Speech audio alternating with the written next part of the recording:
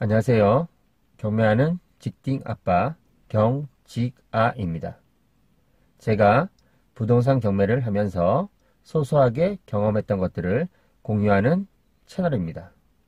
지금부터 잘 들어주세요. 바로 시작합니다.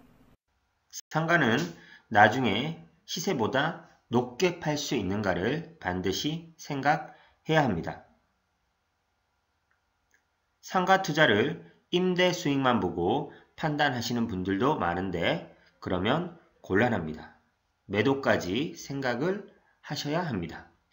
10억에 상가를 사서 월 300만원씩 임대 수익을 올렸다면 7년이면 임대 수익이 2억 5천만원 정도입니다.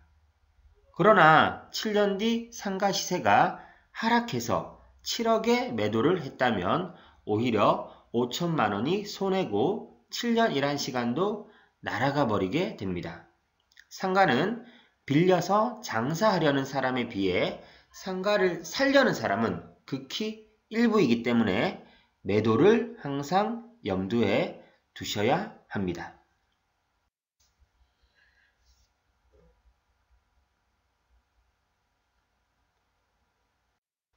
투자라는 것은 매수했으면 매도한 뒤에야 비로소 종료되는 것입니다. 주택은 수요가 있기 때문에 웬만하면 팔리지만 상가는 임대 수요보다는 매수 수요가 적어서 쉽게 팔리지 않습니다. 따라서 특히 상가는 무조건 팔릴지를 생각하고 투자를 해야 합니다. 즉, 투자하기 전에 출구 전략을 계획해야 합니다. 그러면 출구 전략을 위해 상가는 누구에게 팔 수 있을까요? 이것을 생각하고 투자하시면 도움이 될 것입니다. 상가를 어떤 사람이 사려고 하는지 그 수요층에 대해 살펴보겠습니다.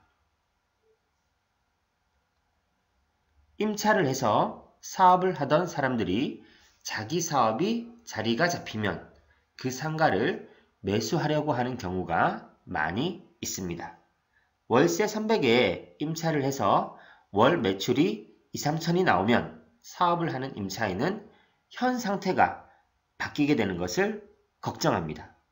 그래서 돈 버는 임차인은 그 자리를 사거나 주변 상가를 매수해서 장사를 계속해 나가려고 합니다. 현재 잘 되고 있으니까 말이죠. 즉, 단골이 있어서 꾸준히 장사가 되는 업종의 임차인들이 상가를 살 확률이 높습니다. 학원이나 병원이 장사가 잘 돼서 나중에 그 상가를 매수한 경우가 꽤 많이 있습니다. 이처럼 꾸준히 수요가 있거나 동네 장사를 하는 업종인 학원, 병원, 음식점 등등 임차인들에게 상가를 팔면 됩니다. 또 하나의 상가를 팔 수 있는 수요층은 건설업자들입니다. 이들은 기존 오래된 상가를 사서 부신 뒤에 새 것을 짓습니다. 그 자리에 새 건물을 지어서 이것을 세상 물정 모르는 사람들에게 다시 팝니다. 분양을 하는 거죠. 그럼 건설업자들이 원하는 상가는 어떤 것일까요? 이것을 파악하고 우리는 상가 투자를 하시면 되겠습니다. 오래된 상가, 낮은 층수, 그리고 대지 지분이 많은 것을 그들은 원합니다. 이런 상가를 사서 새로 지어야 그들이 수익을 볼 수 있기 때문이죠. 그래서 우리는 이런 상가에 투자를 해야 하고 주변에 낡고 오래된 상가도 눈여겨볼 필요가 있습니다.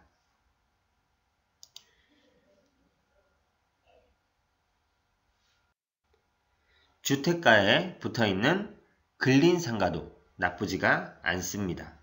3층짜리라고 하면 3층에 살고 1, 2층에 세를 져도 되고 나중에 건설업자들이 근린 상가를 팔라고 연락이 오는 경우도 종종 있습니다.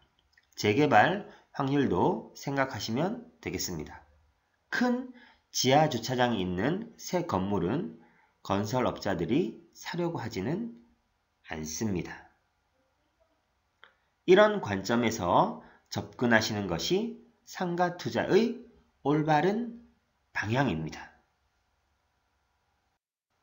마지막으로 앞서 상가 투자 주의사항에서 말씀드렸던 정년 퇴직자, 공무원, 은행원들이 상가를 삽니다. 거꾸로 내가 상가를 파는 입장에서 이런 사람들을 만난다면 업자들과 마찬가지로 비싸게 팔면 되는 것입니다. 공무원이나 이런 직종을 비하하는 것이 절대 아닙니다. 상가 투자를 할 때는 주의하고 팔 때를 염두에 두시라는 겁니다. 이런 수요층들은 안정을 좋아하기 때문에 역으로 이런 상가에 투자하는 방법도 있습니다. 안정적으로 월세가 나오는 곳에 투자해서 나중에 상권이 조금 죽을 타이밍에 팔고 빠져나오면 되는 것입니다. 대형 아파트나 아파트 단지 주변 사거리에 있는 상가들은 안정적인 월세 때문에 매수하려는 사람이 있기 마련입니다. 또한 상가들이 몰려있는 중심 상권의 저층 상가도 괜찮습니다. 저층은 주로 병원으로 입지가 좋고 상층은 학원으로 수요가 있습니다. 지하철 입구 인근 상가, 지하철이 가까우면 무조건 좋습니다. 공공기관 주위의 상가, 국가에서 월급을 주는 공공기관이기 때문에 망할 리가 없죠. 월급이 제때 꼬박꼬박 나오기 때문에 이 위치도 괜찮습니다. 이런 곳에 분양받으라는 얘기는 절대 아닙니다. 상가를 사서 투자하라는 말입니다. 분양받으라는 얘기가 절대 아닙니다. 경매로 나오는 상가를 보면 감정가 대비 몇 억씩 떨어져서 낙찰을 받는 것을 볼 수 있습니다. 매수하는 사람 입장에서는 좋은 투자가 될 수 있겠지만 반대로 분양받았던 사람 입장에서는 큰 손해를 본 투자가 되는 것입니다. 경매로 싸게 받아서 낙찰받은 사람은 좋겠지만 반대로 그 상가를 분양받아서 경매로 넘어가서 싸게 낙찰받게끔 만들어줄 수밖에 없었던 분양 상가 주인 입장에서는 큰 손해를 보았다. 이런 얘기입니다. 앞서 얘기한 상가 투자하기 좋은 곳은 전국에 많이 있습니다. 잘 찾아보시면 얼마든지 있습니다. 많은 아파트 단지, 지하철, 대학교, 공공기관, 그리고 이마트, 홈플러스, 롯데마트, 많은 학교와 병원들. 현재 뒤에 나와 있는 지도를 보시면 이런 곳은 나쁠 조건이 전혀 없습니다. 이런 곳을 사 놓으시면 나중에 팔기에도 좋습니다. 한번 자기가 살고 있는 주변 지역의 지도부터 보시면서 이런 조건을 만족하는 곳을 한번 찾아보시면 도움이 되실 겁니다. 그럼 상가 투자를 할 때 접근하는 두 가지 관점에 대해 살펴보도록 하겠습니다. 임대 수익과 시세 차익, 둘 중에 하나를 선택하셔야 합니다. 임대 수익이 목적이라면 입지가 좋은 상가에 투자를 해야 합니다. 당연히 입지가 좋은 상가는 매물이 싸게 나오지는 않습니다.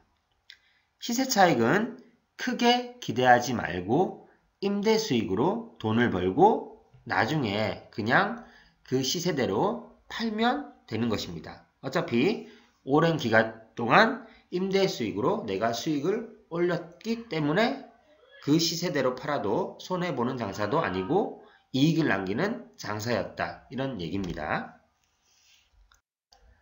시세 차익이 목적이신 분들은 낡고 오래된 저층 상가에 투자를 하시면 됩니다.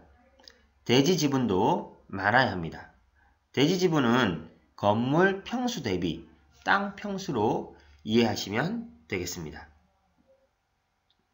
대지 지분이 많아야 나중에 그 땅에 건물을 더 많이 높게 올릴 수 있기 때문입니다.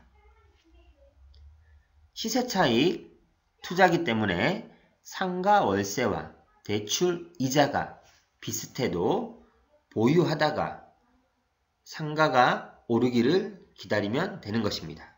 그래서 임차인이 좋아할 물건, 건설업자들이 좋아할 물건, 즉 임대 수익이 잘 나오는 물건, 시세 차익이 잘 나오는 물건, 이렇게 구별하셔서 상가 투자를 하시면 되겠습니다. 임대 수익과 시세 차익 둘 다 얻고 싶은 분들은 경매로 상가를 낙찰받으시면 됩니다. 일반 매매에서 이 두 마리의 토끼를 다 잡는 것은 매우 힘든 일입니다. 그래서 제가 경매를 배우고 추천드리고 있는 것입니다.